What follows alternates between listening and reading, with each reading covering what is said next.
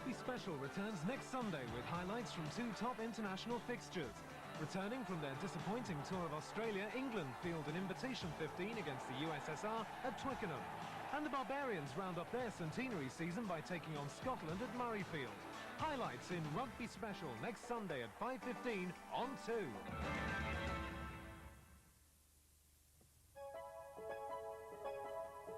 Now on to Alex Cox fills in the background to this week's Moviedrome presentation, Solaris.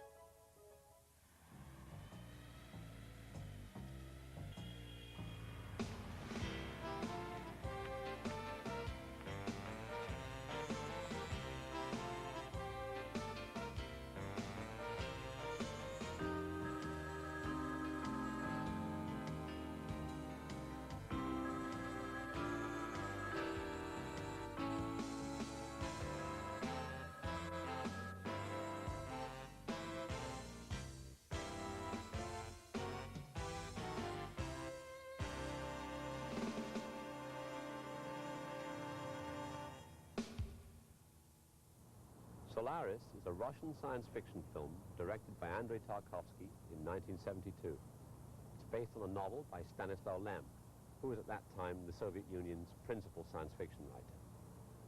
It's the story of a mission to the remote planet of Solaris to find out what happened aboard a space station whose crew have disappeared, or almost disappeared.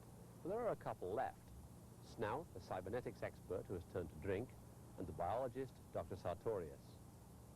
Also on board the space station, it turns out, is the hero's late wife, various dwarfs, and other eerie manifestations of a planet which is really but that would be telling. Solaris was described when it came out over here as the Russians' answer to 2001. It isn't really that.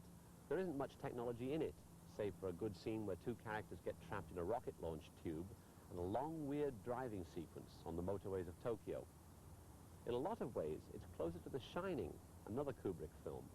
Much of its strangeness is internal rather than visible, and it's quite a long film. In fact, it's the longest version we were able to acquire, especially for you tonight. Hopefully no one has a job to go to in the morning.